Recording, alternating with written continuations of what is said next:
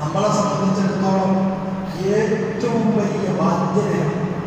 നമ്മളൊക്കെ ജീവിതത്തിൽ ഒരുപക്ഷെ നമ്മളെല്ലാവരും ചിന്തിച്ചിട്ടുണ്ടാവും, പിന്നെ മരിക്കുന്ന സമയത്ത് ലാ ഇലാഹ ഇല്ലല്ലാഹ് ഇപ്പം പാടൊന്നുമില്ലല്ലോ, നാക്ക് വെച്ചങ്ങ് അറിയാൻ പോലെ എന്ന് പലരും ചിന്തിച്ചിട്ടുണ്ടാവും. ലാ ഇലാഹ ഇല്ലല്ലാഹ് ചെല്ലാൻ ഇപ്പം എന്താ പാട്?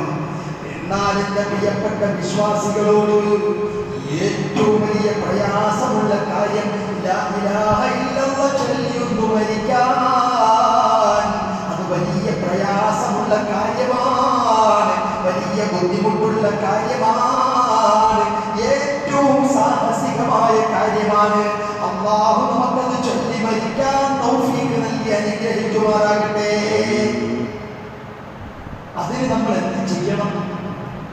ജീവിതത്തിൽ ലാ ഇലാഹ ഇല്ലല്ലാഹ് ചൊല്ലി മരിച്ചാൽ മാത്രമേ നമുക്ക് ആ മരണം കൊണ്ട് ഗുണമുണ്ടാവുകയുള്ളൂ, ഖബർ ജീവിതം സന്തോഷമാവുകയുള്ളൂ, ബർസഖിയായ ജീവിതം രക്ഷപ്പെടുകയുള്ളൂ, സ്വർഗപ്രവേശനത്തിന് നമുക്ക് സാധ്യത, സ്വർഗപ്രവേശനം നമുക്ക് ലഭിക്കുകയുള്ളൂ. ഖബറിൽ രക്ഷപ്പെടണം, ബർസഖിയായ ജീവിതം വിജയിക്കണം, സ്വർഗം നമുക്ക് കിട്ടണം, വലങ്കയിൽ കിതാബ് കിട്ടണം, വിചാരണ എളുപ്പമാകണം, സിറാത്ത് മിന്നൽ പിണറ് പോലെ കടന്നു പോകണം. ഇത്രയും കടമ്പ അത് കടന്നു പോകണമെങ്കിൽ ലാ ഇലാഹ ഇല്ലല്ലാഹ് ചൊല്ലി മരിച്ചാൽ മാത്രമേ സാധിക്കുകയുള്ളൂ. അല്ലാത്തവർക്ക് ഇതൊന്നും എളുപ്പമാകില്ല. നഊദുബില്ലാഹ്, അല്ലാഹു നമ്മളെ കാത്തു രക്ഷിക്കുമാറാകട്ടെ. അപ്പൊ ആഖിറത്തിന്റെ കടമ്പകൾ നമുക്ക് കടക്കണമെങ്കിൽ അല്ലാഹുവേ ലാ ഇലാഹ ഇല്ലല്ലാഹ് ചൊല്ലി മരിക്കണമെങ്കിൽ നമ്മൾ ജീവിതത്തിൽ ലാ ഇലാഹ ഇല്ലല്ലാഹ് ധാരാളം ചൊല്ലിയിരിക്കണം. നമ്മുടെ നാവിൽ എപ്പോഴും വരേണ്ട ഒരു ദിക്റാണ്, പ്രപഞ്ചത്തിലെ ഏറ്റവും വലിയ ദിക്റാണ് ലാ ഇലാഹ ഇല്ലല്ലാഹ്.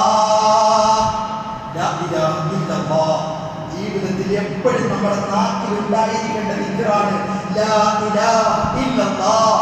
എപ്പോഴും നമുക്ക് ചൊല്ലണം, പ്രഭാതത്തിനും ചൊല്ലണം, പ്രദോഷത്തിനും ചൊല്ലണം, ഉറങ്ങാൻ കിടക്കുമ്പോഴും ചൊല്ലണം, ഉണർന്നതിന് ശേഷവും ചൊല്ലണം, നിസ്കാര ശേഷവും നമ്മൾ ചൊല്ലേണ്ട ദിക്ർ ലാ ഇലാഹ ഇല്ലല്ലാഹ്.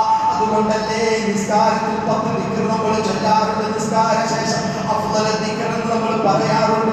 ആ സമയത്തിന്റെ പ്രിയപ്പെട്ട വിശ്വാസികളെ 5 വക്ത് നിസ്കാരത്തിൽ 50 ദിക്ർ അങ്ങനെ നമുക്ക് കിട്ടുന്നുണ്ട്. ആ ദിക്ർ നമ്മൾ ഇഖ്ലാസോടുകൂടി ചൊല്ലണേ, അലക്ഷ്യമായിട്ട് ചെല്ലല്ലേ.